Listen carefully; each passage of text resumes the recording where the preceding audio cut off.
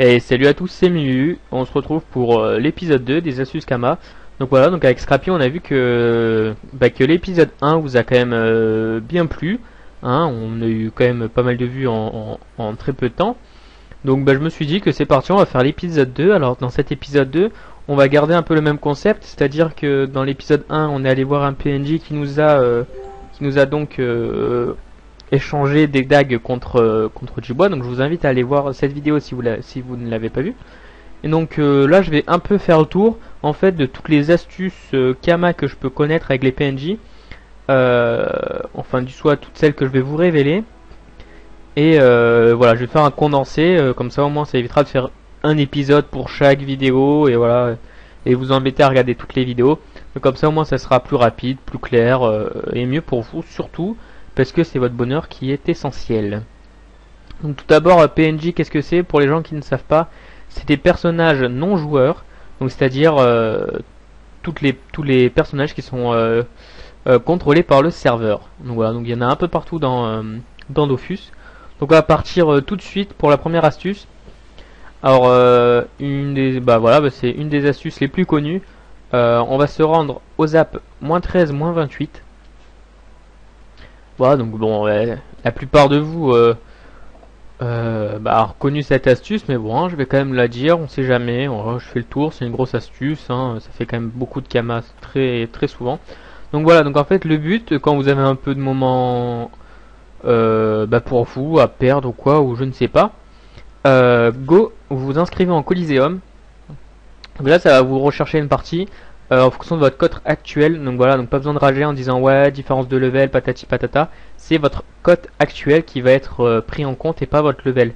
Donc c'est pour ça que si par exemple vous êtes level 150 mais que vous avez une cote de 1200 parce que vous êtes vraiment très fort avec votre personnage et que vous tombez contre un level 190, c'est pas différence de level, ok, mais bon, c'est juste parce que voilà, vous êtes quand même un peu trop fort avec votre perso, donc c'est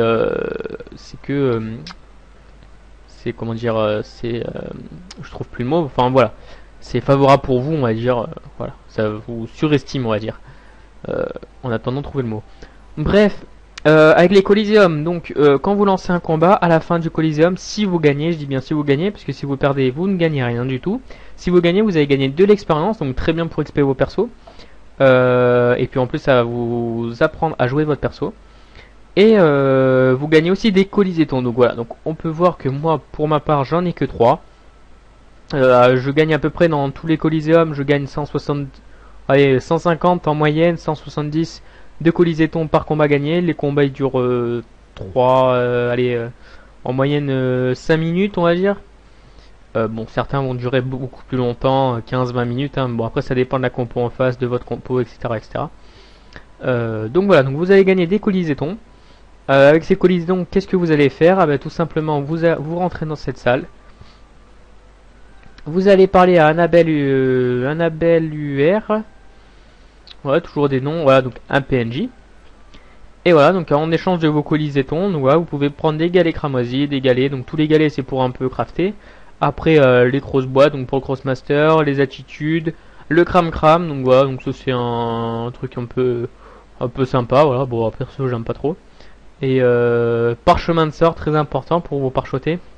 Donc voilà, donc après à vous de voir sur vos serveurs qu'est-ce qui sera le plus rentable. Pour ma part, je sais déjà qu'est-ce qui est le plus rentable, mais je vais garder ça un petit peu pour moi et peut-être vous le dévoiler dans une prochaine vidéo.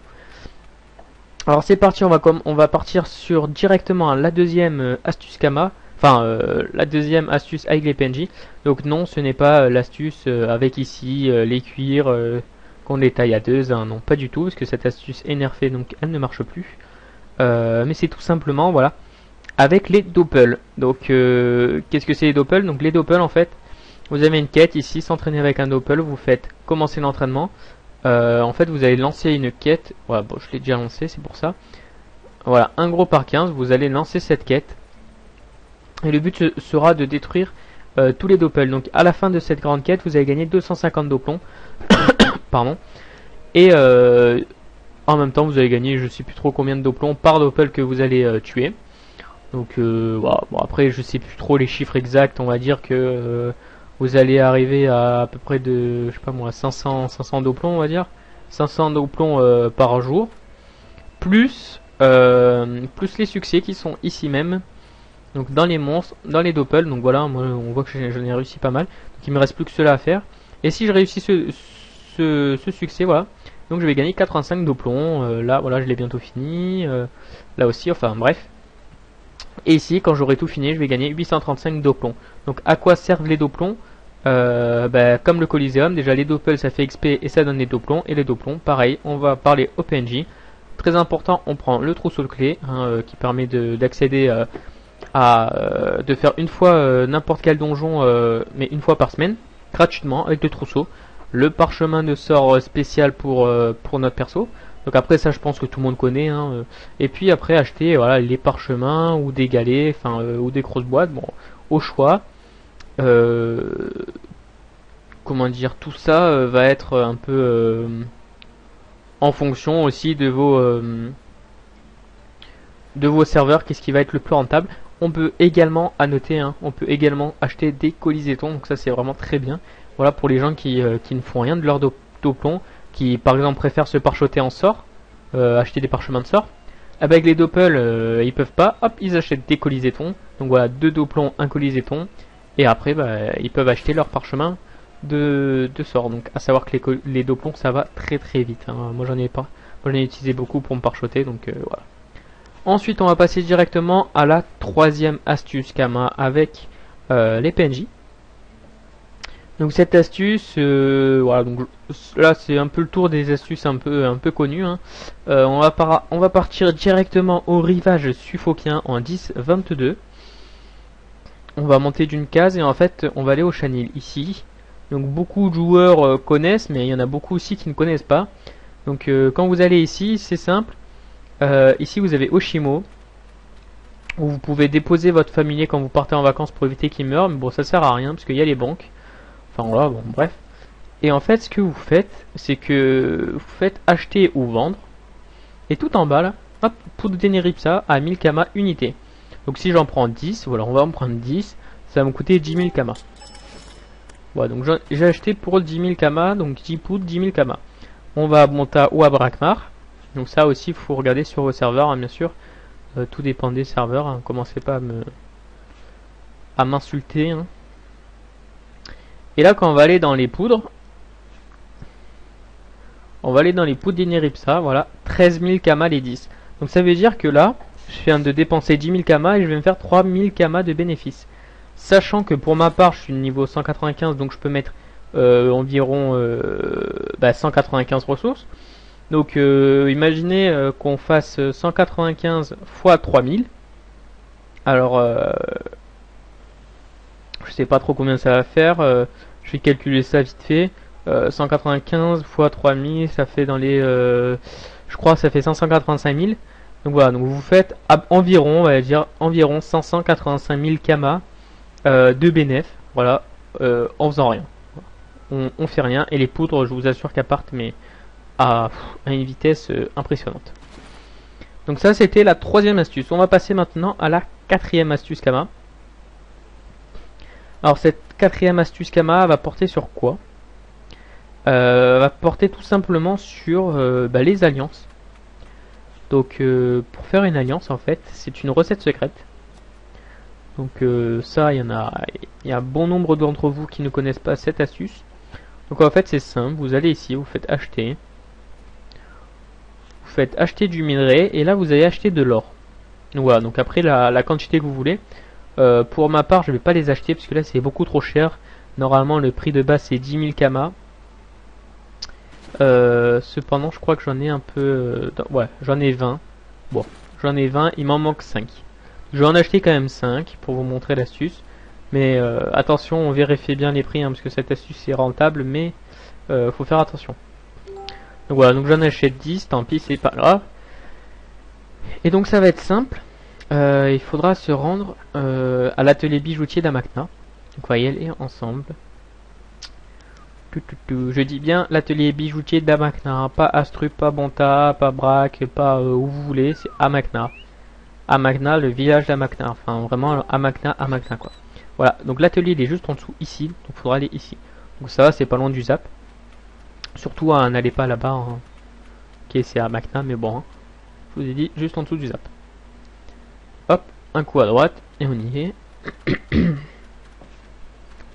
Donc voilà, d'habitude l'or c'est environ 10 000 kamas, donc c'est pour ça que c'est assez rentable. Là, là je sais pas, ils sont un peu pété les bris. Et donc ce qu'on va faire avec elle, on va faire pas acheter vendre, non. On va lui parler, voilà, donc là blablabla. Se renseigner pour une alliance. Acheter une alliance. Alors donc voilà, acheter une alliance, je peux vous fabriquer une alliance contre 25 minerais d'or et 1000 kamas. Donc en gros, sans or, ça vous fait 4 alliances. Donc faut compter le prix des sans or plus 4000 kamas pour avoir 4 alliances. Donc voilà, donc là j'ai mon alliance. Et après, bah tout simplement, donc ça très peu de gens le connaissent cette astuce. Après tout simplement, on va aller dans l'hôtel de vente des bijoutiers. Moi j'en ai mis quelques-unes en vente là. Voilà, bon je pense les prix ils ont un peu pété aussi. Voilà, on voit vraiment que les prix sont pétés, mais bon je vais pas descendre les trucs. Donc on va vendre ça 18 998 voilà, Kama. Quand on regarde, on voit que l'effet ça fait rien. Donc à quoi ça sert l'alliance? Ça sert tout simplement à se marier. Voilà, quand vous êtes marié, vous avez ici dans votre, je vais vous montrer. Je l'ai pas parce que je suis pas marié. Mais ici vous allez avoir conjoint et en fait ça sera comme un peu à Incarnam. Vous pourrez rejoindre votre partenaire s'il n'est pas trop loin de vous sur la map. Donc très pratique hein, quand par exemple vous jouez souvent en duo ou quoi. Vous faites un garçon et une fille et puis c'est parti, ou avec un pote, voilà, vous mariez. Si vous jouez souvent ensemble, vous pourrez vous rejoindre, ça évitera de faire tout le chemin. Genre dans l'arbre à cam et tout, genre les trucs Totomai là, les trucs trop chiants ou des trucs comme ça, enfin bref. Donc ça c'était je crois la 4e astuce si je me trompe pas.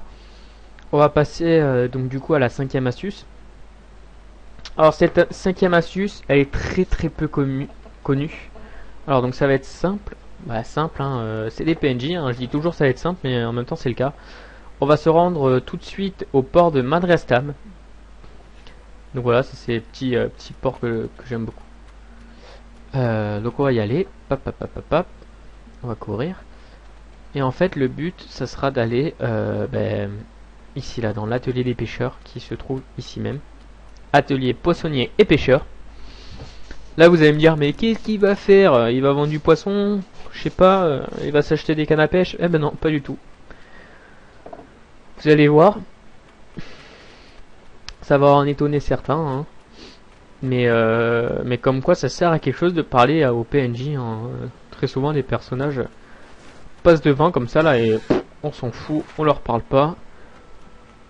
Même s'ils ont une quête, ça va pas être rentable, patati patata.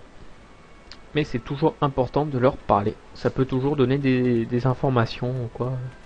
Des zones un peu secrètes que je connais, que je dévoilerai sûrement dans d'autres vidéos.